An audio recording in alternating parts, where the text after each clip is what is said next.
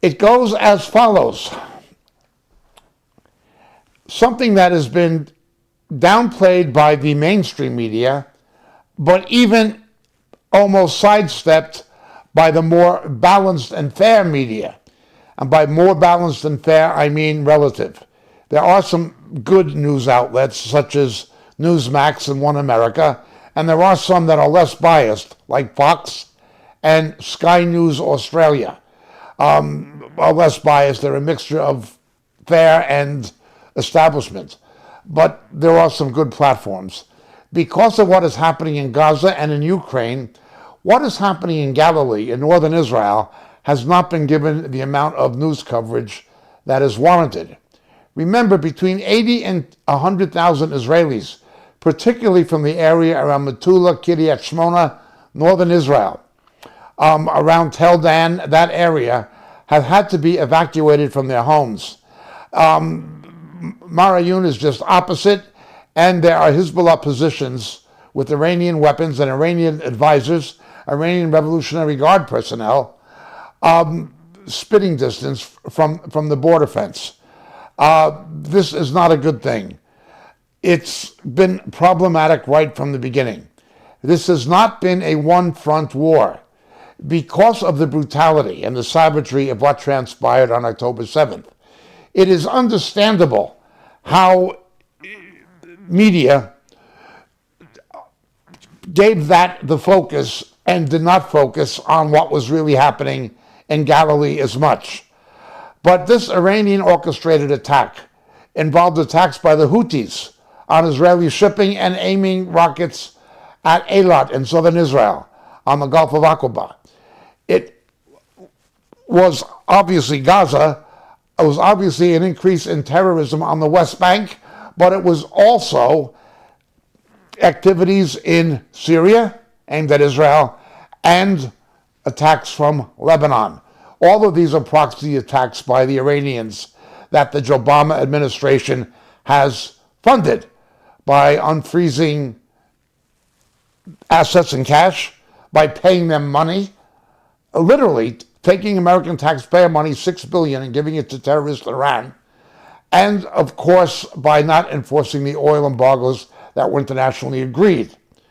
What we had happening even last week and into this week was the disclosure that Iran had nearly tripled the amount of weapons-grade uranium that has been managed to enrich with the help, the de facto help of Barack Obama, Hillary Clinton, and their administration, okay, John Kerry, and so forth. These policies are continued by Jake Sullivan, by Austin, by Blinken, by Obama, and by Biden, and by Harris, but I have no doubt that Barack Obama and Valerie Jarrett and Susan Rice are pulling the strings on back of the scenes, at least to a fair degree. So even Britain, even France, and even Germany wanted to move to make a UN censure against Iran because Iran now has the capacity to very quickly, by some intelligence estimates, within a matter of days, to assemble 3 nuclear warheads. Bearing in mind they also have a missile capacity to deliver them, potentially. Okay. The Obama administration, Biden, Blinken, pressured Britain, pressured Germany, and pressured France not to diplomatically pursue the censure against Iran. Again, anybody looking at this logically would be tempted to use the words treason, betrayal, not just of Israel, but of America. They're within days, potentially, of assembling nuclear warheads.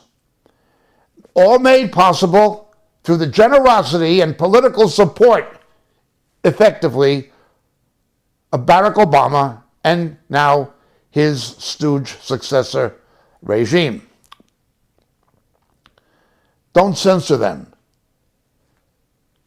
they continued with their process of nuclear enrichment with technology provided by Russia, but don't censor them.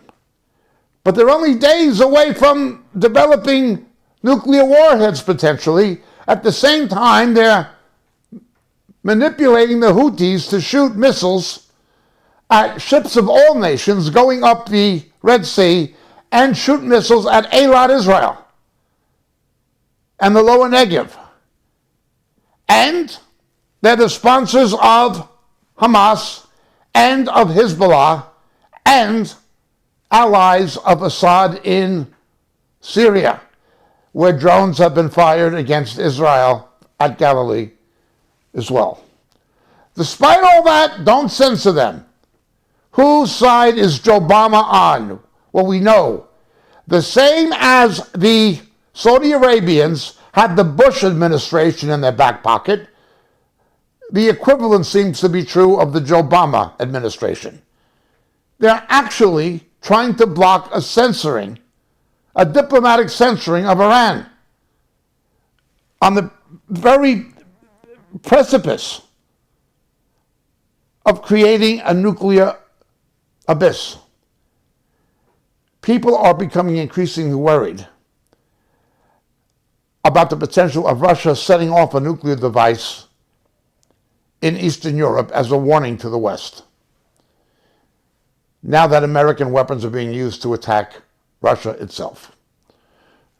Legitimate fear, I will not argue with that proposition. However, Iran is much, much more dangerous. Much more dangerous. A nuclear-armed Iran? Only possible because of the money provided by Obama and Biden. Their economy was in tatters.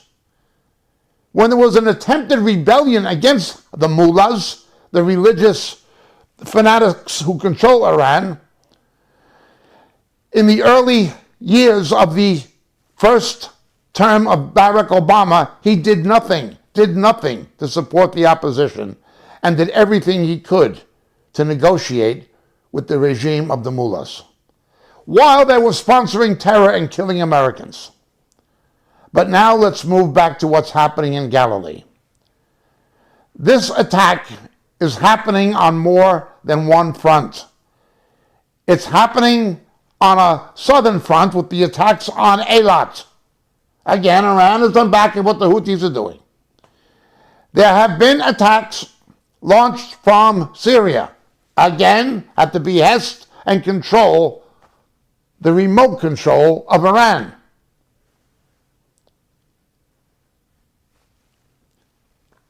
There are attacks from Lebanon, massive. The amount of rockets, not just the usual Katyushas, but now drones and longer-range missiles provided by Iran using Russian technology, of course, in their development,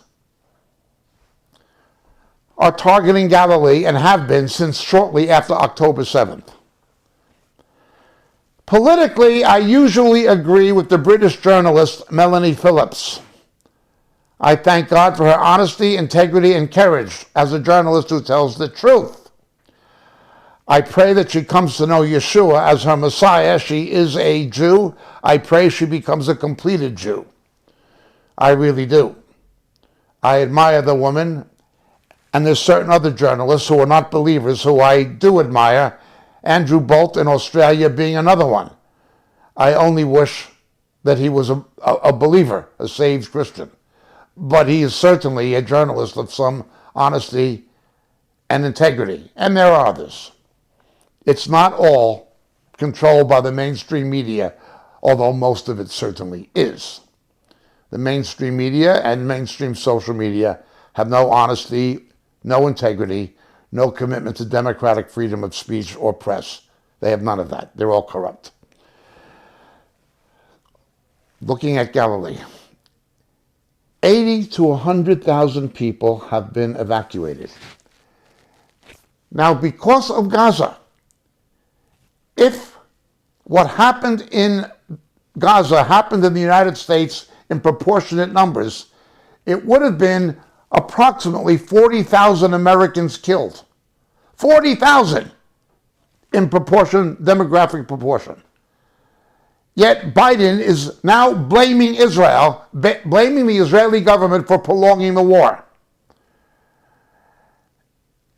Hamas has stated repeatedly there will be more October 7th. They have stated repeatedly their goal is to destroy not only all Zionists, but all Jews, and then they're going to come after Christians. They have said that, to the stupidity of left-wing students in universities across the Western world demonstrating in support of them. Despite what they do to homosexuals under Sharia, despite what they do to women under Sharia, these same left-wing imbeciles ignore what happens under Sharia and are backing Hamas. Hamas believes and applies Sharia. They execute homosexuals. They handcuff them and throw them headfirst off of roofs. What they do to women, a woman can't go out without the permission of her husband or her father. You wouldn't believe it unless you've lived where Sharia is practiced. And I have been to countries where it is practiced. Yet the stupidity of the American left and the corruption of the American government is unfathomable. It is betrayal. Not only of Israel, not only of moderate Muslim states, so-called. It is a betrayal of the United States. American hostages are being held. Americans are the victim of terror funded by Iran. And Biden blames Israel. How dare you want to utterly destroy Hamas? We want a ceasefire. You're prolonging the war so that they will live to carry out their threat. We know that Iran will rearm them again, and there will be other October 7th as they have promised because of their religious ideology of jihad. And Biden wants to make sure they're able to do it, the same as Biden and Obama wanted to make sure the Iranians became a nuclear power, apparently, from their policies. This is how evil the American left is. And I'm not a Republican, I'm an independent. But Galilee. Attacks on Galilee have been intense since the beginning. Immediately after October 7th, rocket attacks on Galilee commenced. Here is where I respectfully, very respectfully, disagree with Melanie Phillips. She said the Israelis planned a preemptive attack on southern Lebanon to stop Galilee from being attacked. I disagree that it would have been preventative. It would have been responsive. The Israelis had adequate legal grounds to invade southern Lebanon, not preemptively to prevent an attack, but in response to an attack that had already commenced. The numbers of missiles ranging above 150,000 by some estimates with drones. And again, we're not just talking about Katyushas, not that those don't kill, but more long-range weapons that can hit anywhere in Israel. Tel Aviv, Jerusalem, Beersheba, anywhere. It is a bigger threat than Gaza. It is an existential threat to Israel's existence. The corrupt Biden administration that is faulting Israel for not eliminating Hamas so they cannot carry out their promises of doing more October 7th. Biden wants that to happen again. Joe Obama seems to want that to happen again. And they seem to want Iran to have nuclear weapons. I am not exaggerating. That is how demonically evil the Democratic Party of the United States has become. Even with left-wing Jews like Schumer and Blumenthal and Cohen and Wasserman Schultz in the same party with the squad, with vehement anti-Semites. People who are supportive of terror. who will not close down the CAIR and at least have a congressional investigation of it, who will not deal with people like Zogby and Hooper and people who have been connected with Hamas and have made statements supportive of Hamas, supportive of terror. A terror that has beheaded children, raped and murdered women, killed innocent people for no reason, based on a justification that was a pack of lies. There was no Israeli occupation of Gaza. There were no Israelis there. There haven't been since 2005. The Israelis were allowing people who lived in Gaza, 6,000 to 8,000 a day, to commute to work across the border to earn a living in Israel. There was no blockade of food, water, medicine, or electricity. None. Absolutely nothing. What you did have, however, is the active cooperation of the United Nations, the United Nothing, the United Nations Relief and Work Agency, cognizantly allowing Hamas to have bases of military operation and command and control centers underneath UN facilities. Knowing it, actively collaborating in radical Islamic terror. 1/3 of the countries in the United Nothing are Muslim. Who's paying for this? Joe Obama is taking the money of American taxpayers to fund this. European taxpayers are funding it. British taxpayers are funding it, but especially Americans. Again, betrayal. The United Nations Relief and Work Agency should not be funded. Donald Trump stopped. Joe Obama began giving them money again, knowing that they're actively collaborating in terror. But then, to prevent Israel from responding to the rocket attacks from Lebanon, where there is 150,000 projectiles capable of wreaking havoc, of destroying much of Israel, and not allowing the Israelis to go in and establish a defense perimeter as they once had from the Litani River down to the border of Galilee. They had that. Now understand what's happened in Lebanon. With the French partition of Syria, Lebanon was to be primarily Christian. When the Roman Catholic Christians, the Maronites, were driven out by radical Muslims, the Vatican said nothing and turned their back on the Maronite Roman Catholics. There was only one country who helped the Maronite Roman Catholics and took them in as refugees and gave them a new home. That was Israel. Yet the world hates Israel.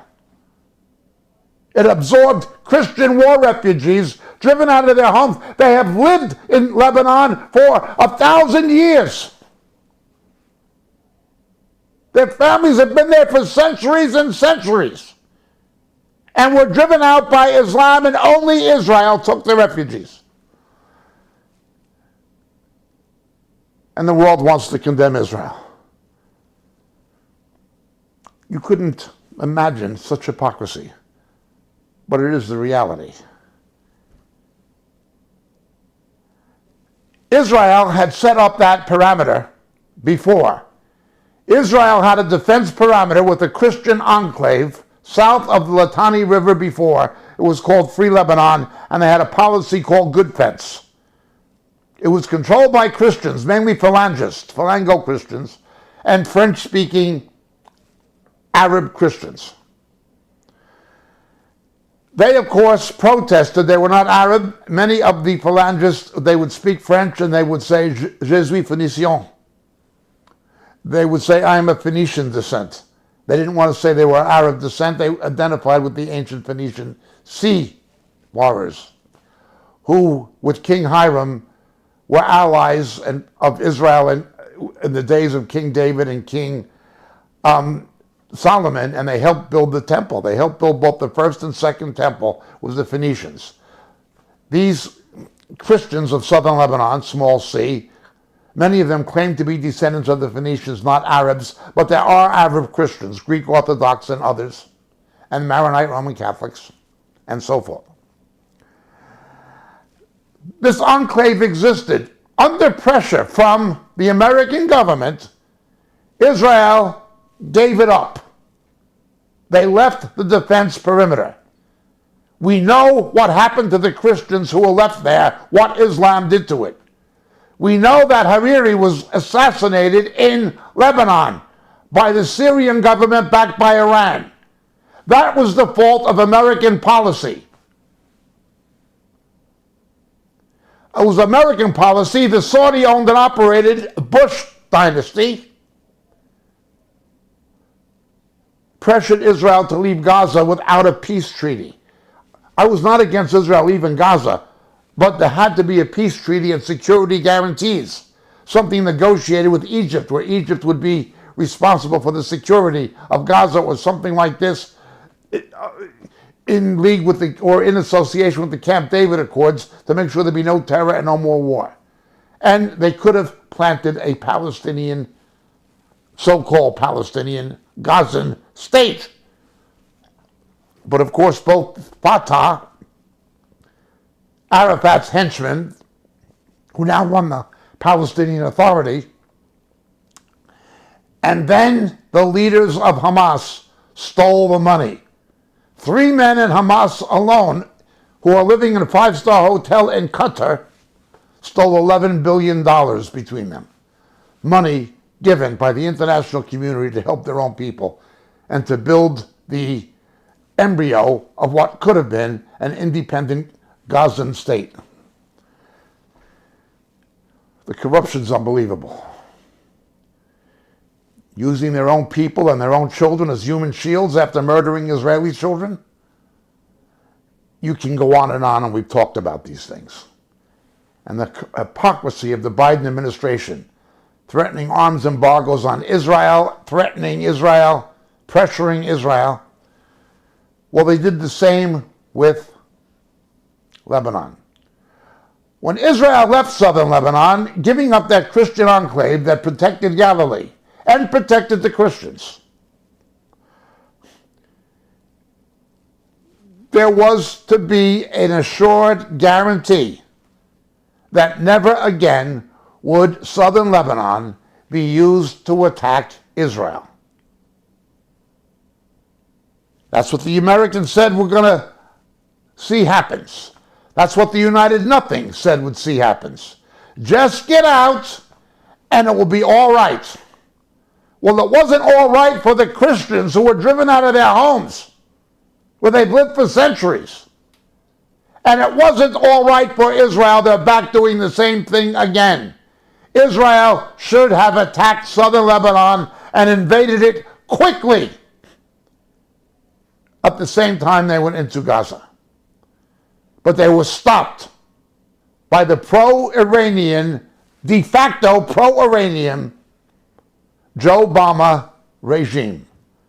I pray the swift judgment of Christ on Biden and his administration and on the powers on back of it. That includes Barack Obama. We are not just talking about a betrayal of Israel or of Middle East Christians or of moderate Muslims. We're talking about a betrayal of the West and of America. It's Iranian terror that's on back of this, and Iran on the precipice of acquiring 3 nuclear warheads and having the missile potential, the delivery system, to launch them. This could lead to a nuclear exchange. Israel would respond. Thank you, Barack Obama. Thank you, Joe Biden.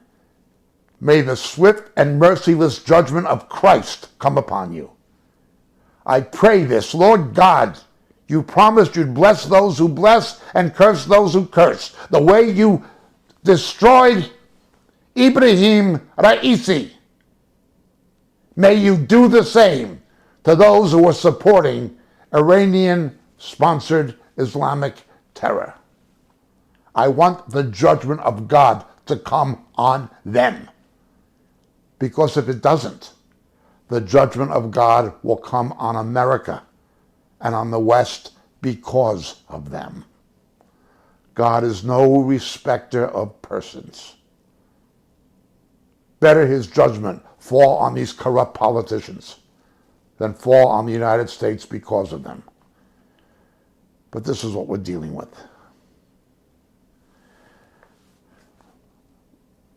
People are obviously consumed in an election year with the misuse of the judiciary and the Injustice Department and the Federal Bureau of Intimidation for political purposes against Donald Trump.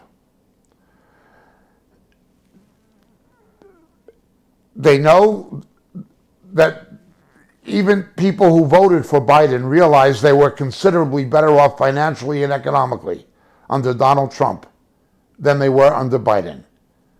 Hispanic Americans know that, and a number of Black Americans have acknowledged that. Always two standards. I see no prosecution of Joe Biden. He has had classified documents from the time he was senator and United States vice president in his garage, in his garage. But the FBI only raided Mar-a-Lago. Two standards. Now, the jury selection for the trial of Hunter Biden was loaded. The corrupt judge in New York refused to relocate Donald Trump's trial out of New York, where you would get a fair jury instead of a politically biased one. With Hunter Biden, however, no problem. Look where the trial's taking place. They can load the jury. You have people on that jury who have family members that have drug convictions themselves. How are they going to vote? It's all fixed. It's all loaded. It's all corrupt. The only justice will be when Alvin Bragg and Fannie Willis and that despicable judge in New York and Christopher Wray and Comey and Strzok and Lisa Page and Eric Holder and Lynch stand before the judgment seat of Christ. There will be justice. But I have no hope in man's justice. I do, however, pray for God's intervention. Hunter Biden, drug addict. He was kicked out of the Navy. Joe Biden lied and lied and lied, saying he never benefited from his son's business activities. There is proof, documented proof he did, and documented proof he lied. But he gets a pass from CNN and ABC and Stephanopoulos. He gets a pass from Rachel Maddow. He gets a pass. Lawrence O'Donnell from the left-wing media. He gets a pass. The media is not fair. Silicon Valley is not fair. The dice are loaded. The courts are not fair. Nothing is fair.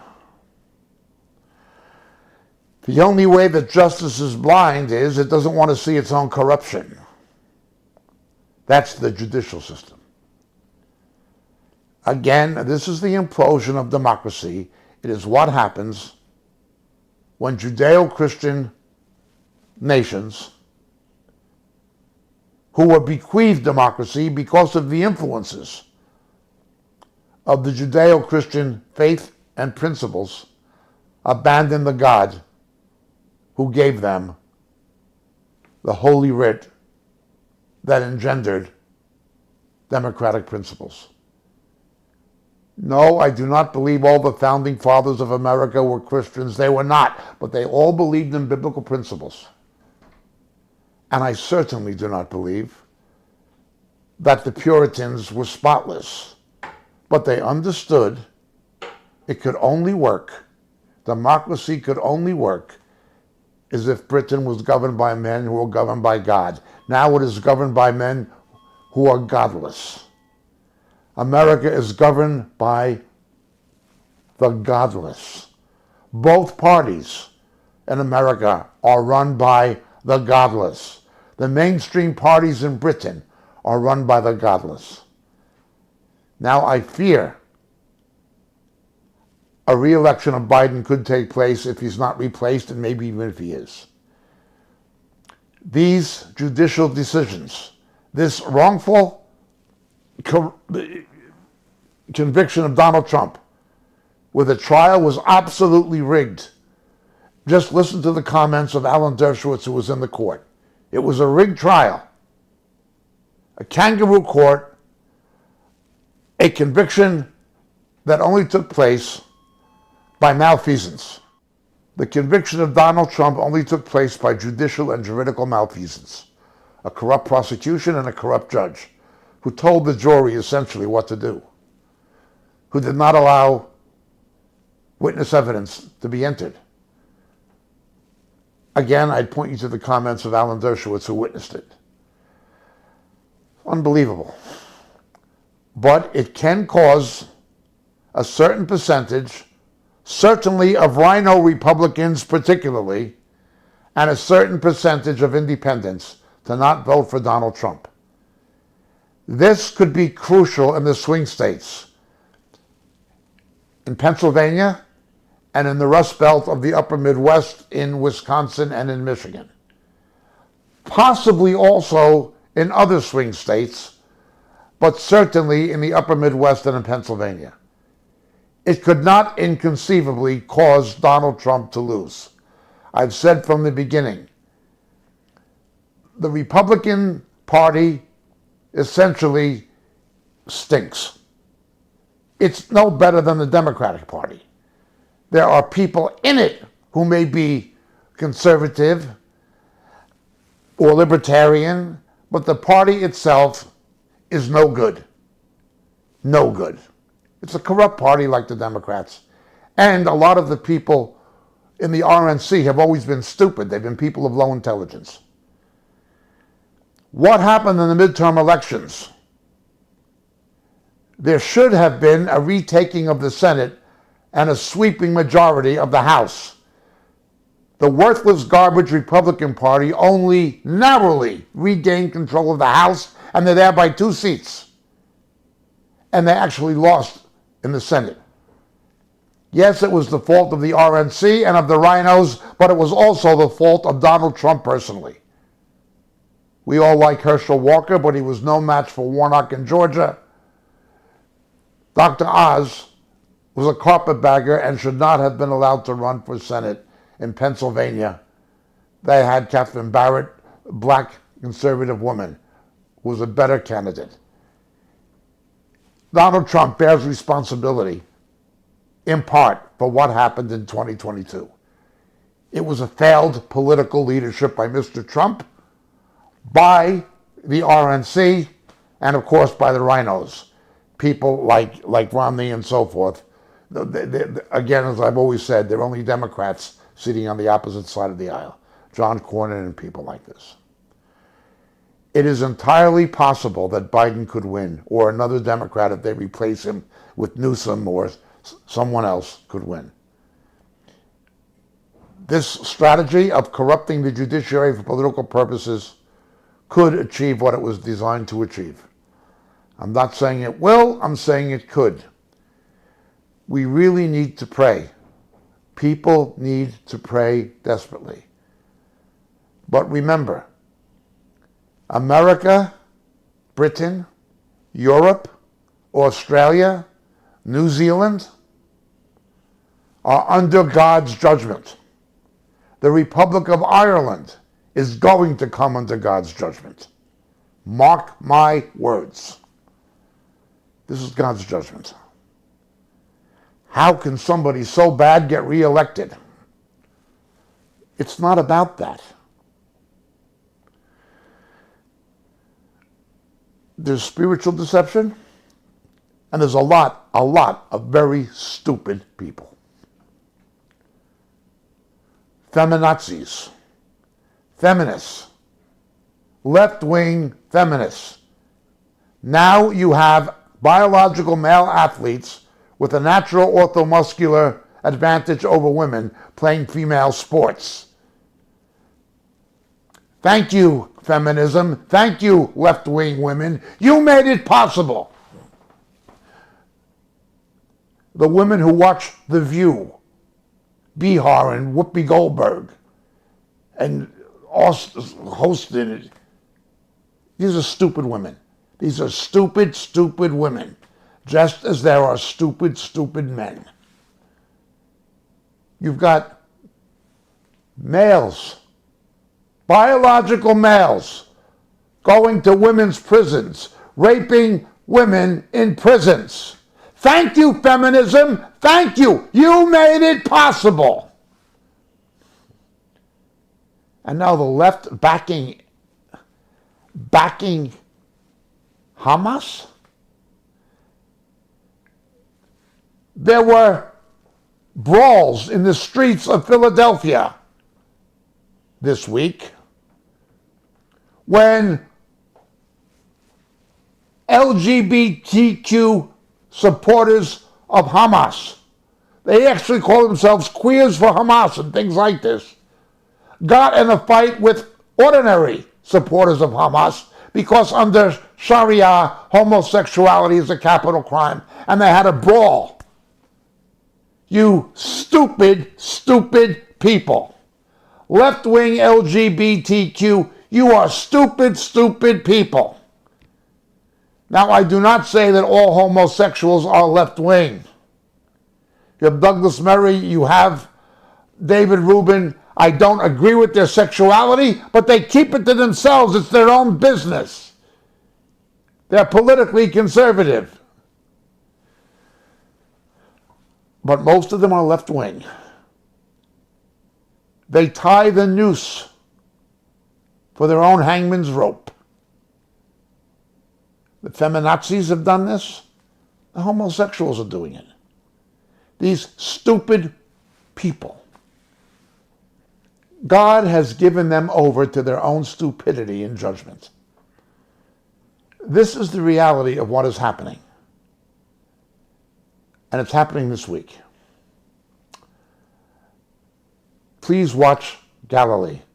A war can come in Galilee and in southern Lebanon, and the world will blame Israel. And the Biden administration is on the side of the enemy. This is what's happening. American Jews, most of them will remain silent. They won't do anything. They'll just be like those Jews who thought Hitler was a fad until they wound up in a gas chamber. It's not a fad. There's a real threat to the American, British, and European, and Australian Jewish communities, and it is a serious, viable threat, and stupid Jews who vote Democrat may as well sew a yellow star on their jacket and pay their own train fares to Auschwitz. As I've said before, that's what they're doing. Illegal immigrants taking away the social benefits and bringing crime into the black and Hispanic communities.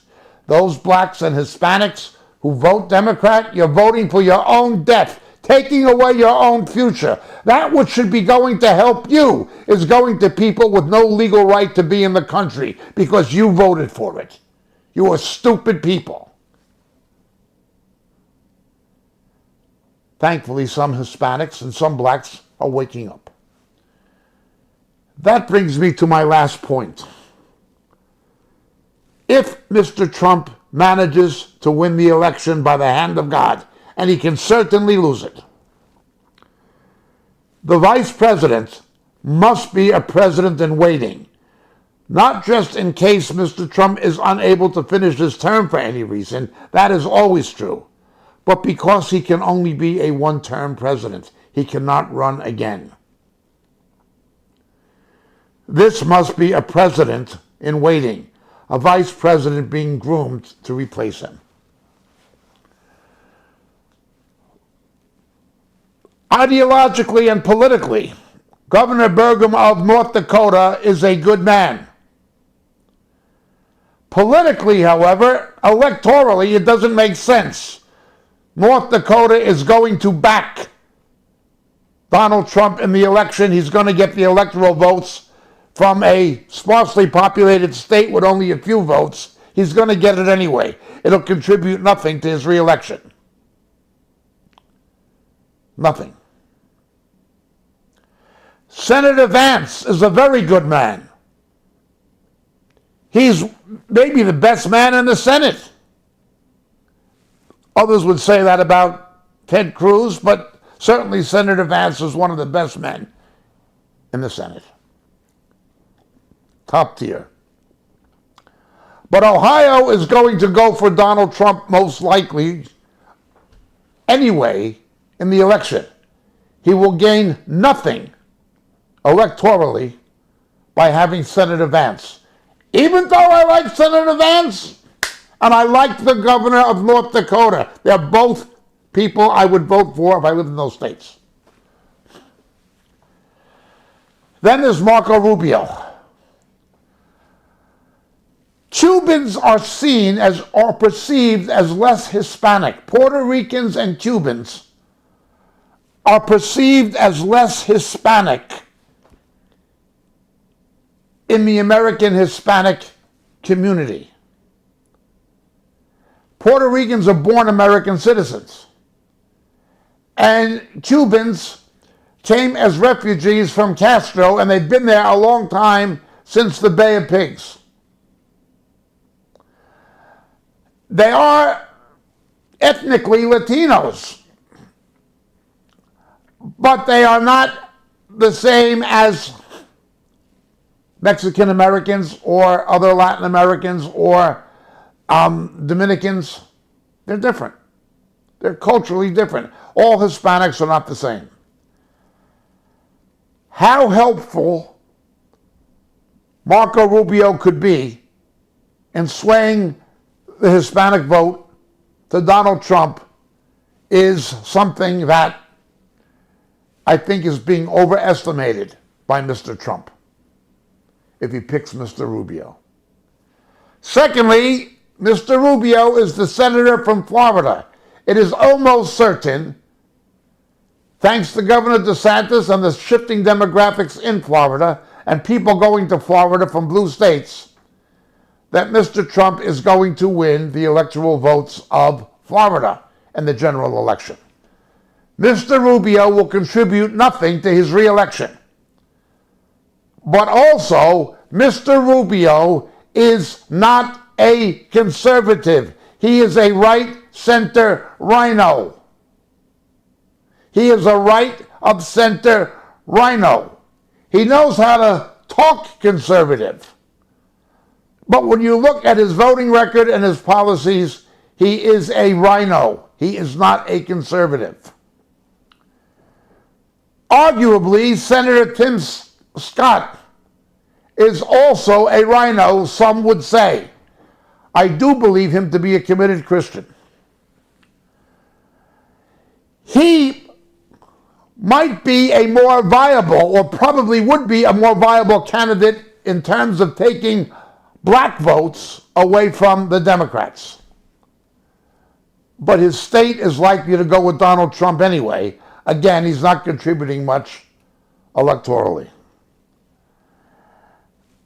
Electorally, he'd be the best candidate in terms of taking votes from the Democrats because he's black. And unfortunately, there are many black people who will vote on the basis of skin color instead of ideology. We saw that with Obama. The standard of living of blacks went down drastically under Obama. Family income went down by $900 per family among Afro-American families under Obama. and there's still blacks who will support him, even though it was to their own economic disadvantage and the disadvantage of their families. This is a reality. I've seen this not only with blacks. I've seen it with Irish. My mother's family is Irish. I remember there were Irish people who voted for Biden, and a lot, when I was a kid, voted for Kennedy because he was Irish. I have seen this happen with Italians in New York. Giuliani, whether you like him or not, a lot of Italians voted for him because he was Italian. Now, some agreed with him, but they vote by the last name. I have seen this happen with other ethnic groups. I'm not picking on blacks or singling out blacks. I've certainly seen it among Jews. There are Jews who will vote for left-wing Jews because they're Jewish without thinking of their policies. I'm not singling out blacks, but it is absolutely true of many black Americans. They'll vote for somebody because they're black, irrespective of their policies or abilities. In this, Tim Scott would be the ideal candidate electorally. But is he a real conservative? And his state is going to go for Trump again anyway. Among the candidates I see now, there is no ideal one. No ideal one. Whoever it is, there are two things that have to be looked at. One, can this person be elected president 4 years from now? Because Donald Trump can't run again. Can he be groomed into that position? A lot of these people have legislative backgrounds, not executive backgrounds. Somebody who can be the next president and be groomed for the job. That's first. Secondly, can they carry a swing state or draw substantial votes away from the Democrats? Those are the two criteria, the two things Mr. Trump needs to look at. And from what I can see, he's not looking at those two things. He may very well blow it the way he blew the midterm elections 2 years ago. And that was not completely his fault. The RNC was to blame. The rhinos were to blame. But Donald Trump was in part to blame, particularly what happened in Georgia and Pennsylvania. That should not have happened, and Donald Trump is personally responsible. It was failed leadership. If he doesn't pick the right vice president, he can fail again. These convictions, if they take away 10% of the people who are voting for him in a swing state like Wisconsin or Pennsylvania or Michigan up in the Rust Belt, in the upper Midwest, that's all it would take. Biden only needs 270. It's not good. But I do thank God for what it says in the book of Daniel, chapter 2. It is the Lord who establishes kings and removes kings. America deserves nothing but judgment anymore. There are not enough committed Christians to be salt and light. The Christians who Donald Trump surrounded himself with for political reasons were heretical. People like Paula White. The people who were divorced and remarried and all sorts. They were the pseudo-evangelical riffraff, the money preachers.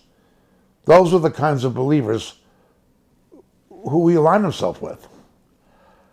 I don't see God's hand on him, as you know, as I've said, after he hosted that homosexual gala in Mar-a-Lago. I don't see God's hand on him the way I once did. But he's blessed Israel. I hope for this God will show him favor And he is the victim of an ugly, unspeakable injustice. That is not just an attack on Mr. Trump. It's an attack on the Constitution and on freedom. And it will ultimately be used against Christians and Jews. He has a countenance. How any man can put up with the pressure he's been under for these years. People are praying for him, that's obvious. And I am praying for him, despite my misgivings. I would urge you also to please, please, please pray. Thank you so much. God bless.